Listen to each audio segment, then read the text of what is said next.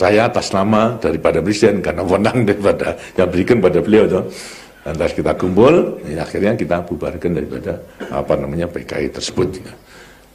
Ya hanya satu kali itu saja saya gunakan daripada surat perintah 11 Maret itu, walaupun kemudian surat perintah 11 Maret kemudian lantas dikukuhkan oleh MPRS itu menjadi ketetapan nomor 9, itu mempunyai kekuatan konstitusional, tapi toh memang ya tidak perlu untuk digunakan, hanya sekali itu saja itu. Jadi ini merupakan suatu hal daripada pengalaman kita dalam rangka menghadapi bahaya daripada komunisme itu. Setelah kita bubarkan, akhirnya ya semuanya bisa diselesaikan. Nih, kemudian lantas pada satu saat memang beliau menunjukkan semua Baperdam dimarahi karena turut mengkonsep perintah itu. Padahal tidak ada perintah untuk membubarkan PKI, kok saya membubarkan. Itu. Kemudian lantas Pak Lemen dimarahi, kemudian lantas disuruh datang pada saya di Halim, nanyakan, kalau memanggil saya, Mas Harto, ini apa enggak salah ini? Apa yang salah? PKI itu dibubarkan. Iya, itu memang Bung Karno sudah tahu kalau saya akan berkelahi. Terus marah sekali pada saya. Udahlah, itu saya yang tanggung jawab, saya yang membubarkan. Akhirnya pada waktu kembali saya sudah sehat dari Bogor ke Jakarta naik helikopter, saya bisa menjemput ke istana, dan saya laporkan misalnya, ini Pak keadaan demikian, saya PKI telah saya bubarkan. Ya marah saja juga enggak. Saya mandar janji pada waktu itu, mandar menagih. Sekarang tinggal ngegungi Pak, ini. Tinggal ngegungi aja. Sebab pada waktu pembicaraan yang dulu saya pernah mengatakan, dia mengatakan sebelumnya perintah 11 Maret, dia mengatakan pada saya, saya ini tidak menjadi pemimpin Indonesia saja sekarang, saya itu menjadi pemimpin dunia. Konsep saya itu sudah saya jual ke dunia. Kalau saya harus mencabut bubar PKI, mencabut, di mana muka saya? Saya bisa mengerti. Kemudian saya memberi saran, kalau keluar Pak gampang, gimana? Jadikan saya pember, saya akan bubarkan PKI, kenapa? Tapi kalau sudah nanti digongi, tidak bisa, ya susah kalau tidak bisa. Jadi oleh karena saya katakan tadi mulai Bung Karno sudah tahu kalau saya bubarkan PKI dalam rangka diskusi itu, saya untuk menyelamatkan daripada beliau daripada muka dunia. Dan saya mengatakan jadikan saya pember, saya hanya membubarkan PKI. Tapi nanti ke dalam Bapak ngegong supaya rakyat itu mendukungnya. Ini tidak bisa. Karena itu lantas setelah terjadi, kemudian lantas saya bubar PKI, saya jemput, saya nagih. Saya bubar PKI, tinggal gongnya aja ke bawah. Ya nanti betul disanggupi. Bulan Juni, Maret ini ada peringatan di istana mengenai, kalau tidak salah Maulid Nabi berarti itu. Maulid Nabi, saya menjemput dengan sekretaris militer Saudara Suryo Smono pada waktu Panglima Divisi, bekas Panglima Divisi. Lantas saya nyampaikan, Pak, ini kesempatan yang baik untuk ngagungi. Itu tidak perlu bahasa saya perintahkan itu. Untuk mengatakan bahasa nyinggung aja apa yang dilakukan oleh Harto itu saya ketahui, itu aja itu cukup bagi rakyat untuk menenangkan daripada rakyat itu. Ya itu.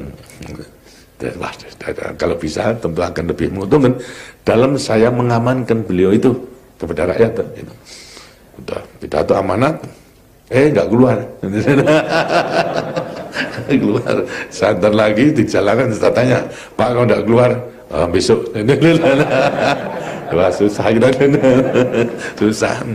Kemudian setelah demikian lantas mengenai MPRS meminta pertanggungjawaban jawab daripada Presiden mandataris pemimpin besar revolusi mengenai kejadian daripada G13 PKI itu.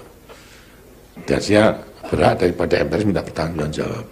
Kemudian lantas dibuat juga keluar Nawaksara itu, yang isinya sama sekali tidak menjelaskan mengenai kejadian G30 PKI, tapi mempertahankan daripada politiknya. Lah sudah berhadapan langsung dengan wakil rakyat, saya sudah tidak bisa kata apa-apa karena sudah langsung.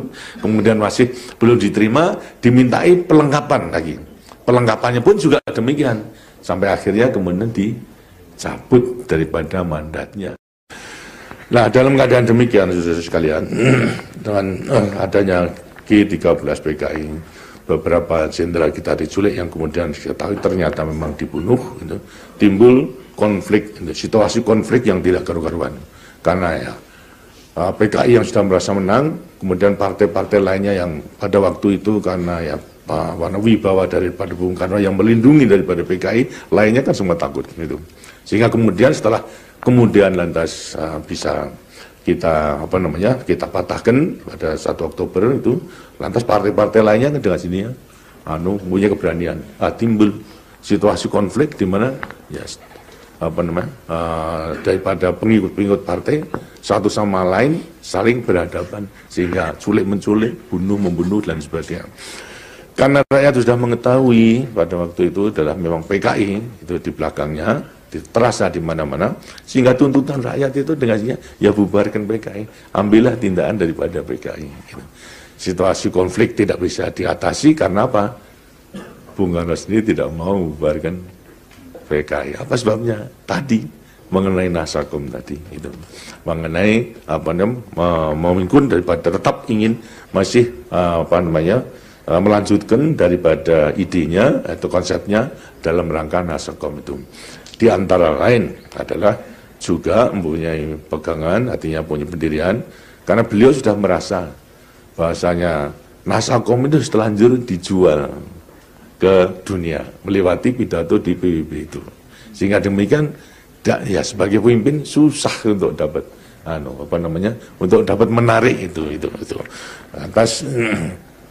Lantas sekarang karena tidak tegas daripada beliau, bahkan mengatakan ya anggaplah ini revolusi, kematian daripada jenderal-jenderal itu seperti riak-riak dalam gelombang samudera, itu sebenarnya tidak apa-apa, yang biasa lah.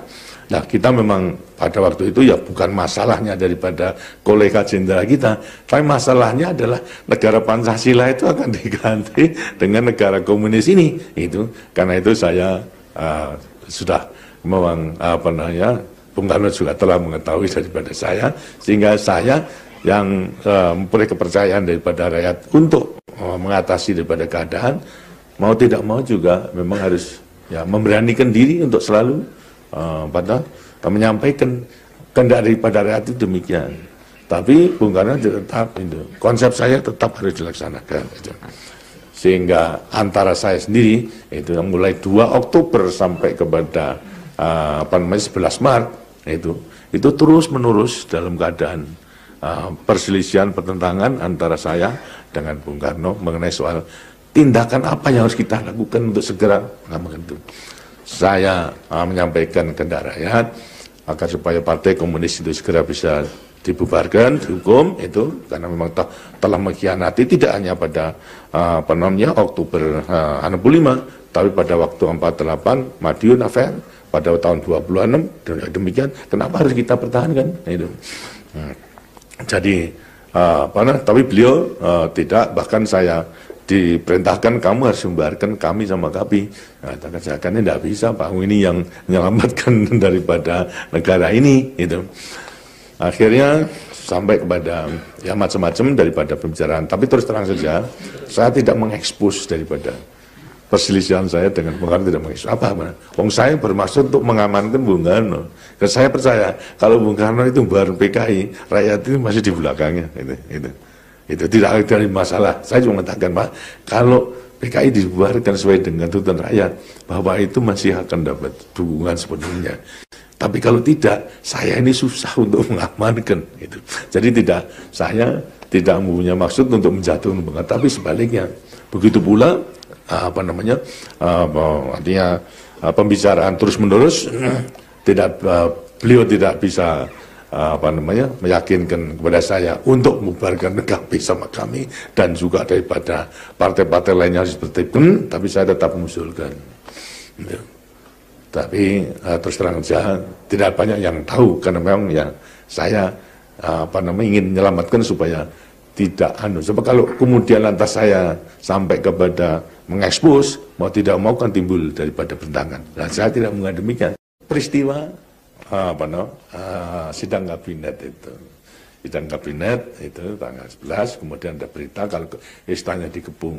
Secara kebetulan saya nggak hadir pada waktu itu. Apa? Sidang kumat sakit, sawi tenggorokan, sampai karena biasanya kalau kumat terus panas itu, sampai tiduran saja. Sehingga saya tidak mengetahui. Lantas beliau, kemudian lantas karena sudah yang melapor kemudian berlebih-lebihan itu, sehingga grogi daripada beliau terus naik helikopter menuju ke Bogor, diikuti dengan Waperdam lainnya. Nah, di antara kolega kita yang duduk dalam kabinet dua, ialah saudara Yusuf sama saudara bukan Basuki Rahmat itu, sama Panglima Kodam Yamir Mahmud menyaksikan itu pada waktu meninggalkan.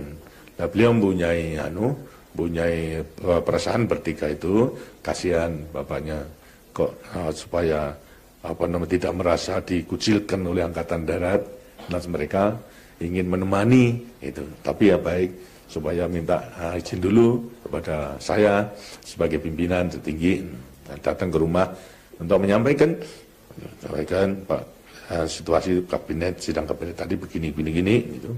Sekarang Bung Karno lantas ke Bogor, disusul lainnya.